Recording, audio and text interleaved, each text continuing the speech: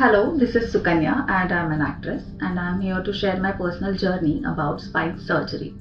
I was suffering from slip disc and sciatica pain since last so many years, and from last 2-3 years it started troubling me so badly that I was not even able to sit, walk, even sleep properly. Luckily I got to know about Dr. Nandan Marathe sir through my cousin. पहिल्याच विजिटमध्ये त्यांनी माझी केस history बघता सांगितलं होतं, will have to operate this. But I was not that ready at that particular point of time for surgery. So I took a decision of block. But like as you said, block didn't work in my case. So finally we had to operate.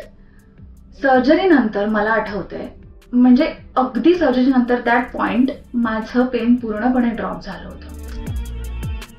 मला आठवतंय surgery आधीची मला 4 माणसं लागत होती पकडून उठवायला बसवायला, इतकं पेन होत होतं मेजर. आणि सर्जरी नंतर जसं माझा अनेस्थेशिया उतरला, मला शुद्ध आली, मला असं होतं की मला मुक्ती मिळाल्याचं फिलिंग होतं. मी खरंच शब्दात वर्णन नाही करू शकत ते फिलिंग, कारण मी इतकी वर्ष इतकी महिने झगडत होते या आजाराशी. मला सतत माझ्या शूट्ससाठी सुट्टी घ्यावी लागली. लकी माझ्या प्रोडक्शननी सगळ्या गोष्टी मॅनेज झाल्या, पण आजारी पडून सुट्टी घेणं हे खूप भयानक असतं आणि मी जात होते त्या प्रोसिजरमधून. You know, there are lot of misconception in our society when it comes to spine surgery, की तुम्ही आयुष्यभरासाठी वाकू शकणार नाही, बसू शकणार नाही, खूप रेस्ट्रिक्शन्स येतील, वजन उचलू शकणार नाही किंवा वडेवर इतकं काही. तर माझ्याही डोक्यात त्या गोष्टी कुठेतरी होत्या आणि बिंग अन ॲक्ट्रेस मला तो एक स्कार राहील कायमचा शरीरावर, हा एक फॅक्टर त्रास देत होता. काय करावं. पण मी खरंच सांगते, सर्जरी इतकी स्मूथ गेली, छान झाली.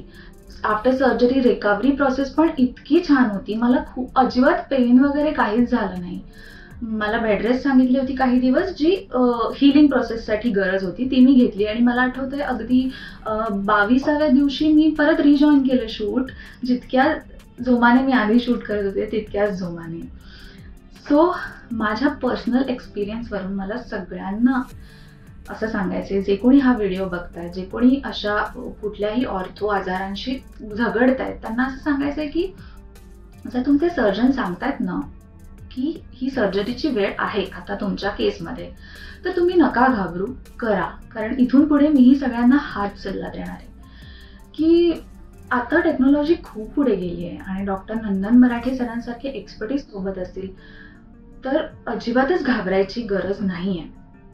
He is a top notch surgeon with impeccable knowledge. ते थ्रू आउट प्रोसेस सोबत होते, म्हणजे एक मानसिक कॉन्फिडन्स मिळतो आपल्याला पेशंटला. अशा वेळी त्यांना माहिती आहे की पेशंटला खूप बारीक सारीक शंका असतात कधी कधी, आणि त्यांचं निरसन झाल्याशिवाय ना पेशंट मेंटली रेडी होत नाही. त्यामुळे एक पॉझिटिव्ह राहणं सुद्धा तितकंच गरजेचं आहे. आणि ते इतकं छान अटेंड करतात त्यांच्या प्रत्येक पेशंटला, इतकं केअर करणं, प्रत्येक पेशंटला लक्ष देणं. सो मला असं वाटतं की सायनॅप्स स्पाइन क्लिनिकला तुम्ही एकदा येऊन भेट द्या, डॉक्टरांशी बोला, तुमचे जे काही शंका असतील त्यांचं मार्गदर्शन तुम्हाला नक्की मिळेल. So yes, stay happy, stay healthy. Thank you.